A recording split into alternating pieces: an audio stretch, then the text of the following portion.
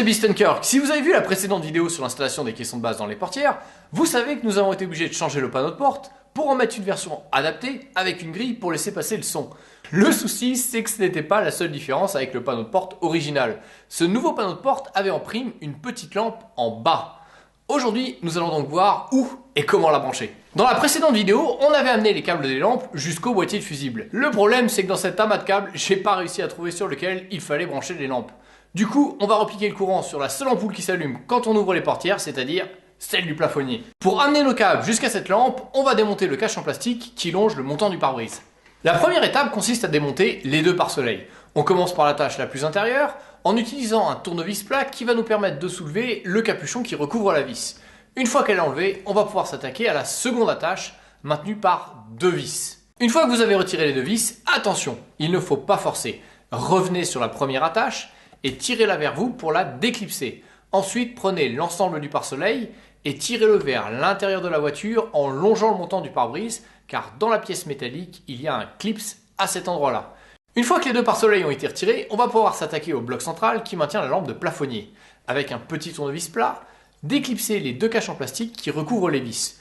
Une fois que les vis ont été enlevées, le cache central va tomber, mais aussi la baguette qui recouvre le montant. Maintenant, il faut enlever le cache du montant latéral côté conducteur car il mène vers le boîtier de fusible. Commencez par le tirer par en haut pour le dégager du joint.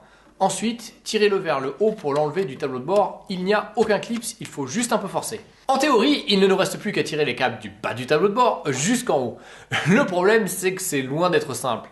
Alors pour pouvoir y voir un peu plus clair dans ce qu'on fait et surtout pour pouvoir guider les câbles, on va devoir retirer la grille de ventilation latérale. Une des vis qui maintient cette grille de ventilation est cachée derrière le commodo des phares. Pour pouvoir retirer la molette qui contrôle les phares, il va falloir d'abord la tirer vers vous, puis passer par en dessous dans le petit orifice un tournevis et appuyer sur le système de verrouillage.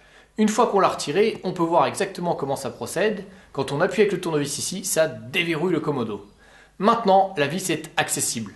À présent, toutes les vis sont visibles. Retirez celle-là, puis les deux qui sont sur le côté, et enfin, tirez la grille de ventilation vers vous pour la déboîter. L'emplacement dégagé par la grille de ventilation n'est pas très large, mais il est suffisant pour pouvoir guider les câbles. Maintenant que le parcours est entièrement dégagé, le long du montant et à l'intérieur du tableau de bord, on va pouvoir tirer un câble. Munissez-vous d'un câble rigide, passez-le par en dessous, puis par le trou de la grille de ventilation, attrapez-le à mi-chemin pour l'amener ensuite vers le haut et après il sera beaucoup plus facile de le glisser jusqu'au montant. Scotchez sur le guide les deux câbles d'alimentation des lampes de portière, puis tirez-le jusqu'en haut du tableau de bord.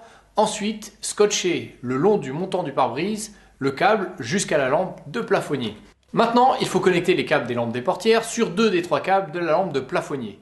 Il faut sélectionner le câble central noir et rouge et le câble de gauche jaune et marron. Pour connecter les câbles, j'ai utilisé des cosses voleuses. Mais attention, il ne faut pas les mettre trop près de la broche, sinon vous allez avoir du mal à remettre le bloc qui maintient la lampe de plafonnier. Le mieux est encore de faire des soudures, ça prend un peu moins de place. Nous en avons terminé avec la partie haute. On peut remonter les caches en plastique des montants du pare-brise, le support de la lampe de plafonnier, les pare-soleils en n'oubliant pas de les insérer latéralement avant d'appuyer. Et surtout, quand vous reclipsez, faites bien attention à enficher cet embout blanc dans ce trou, sinon vous n'arriverez pas à revisser. Nous ne venons de connecter que la portière de gauche et comme on peut le voir, quand on l'ouvre, la lampe s'allume. Il nous reste encore à connecter la portière de droite. Il va falloir tirer le câble sous le tableau de bord pour ensuite pouvoir les connecter. On va glisser notre paire de câbles à la jonction entre le haut de la moquette et le tableau de bord. Glissez-le derrière la moquette jusqu'à la console centrale, puis récupérez de l'autre côté, passez-le derrière les pédales, puis derrière la moquette jusqu'au boîtier de fusible. Maintenant, on va pouvoir connecter cette paire de câbles sur notre câble existant. Pour les connecter sans avoir à couper les câbles, on va utiliser une paire de cosses voleuses. Maintenant, comme on peut le voir, la portière de droite marche aussi. En voyant le résultat final avec ses enceintes de portière et les veilleuses, mon père a été super emballé par ces toutes nouvelles options. Il m'a dit avec un enthousiasme débordant: "C'est sympa fils, mais c'est beaucoup de travail pour pas grand chose, non?" Exactement, et c'est ce qui fait justement tout le charme de l'opération. Allez, à la prochaine.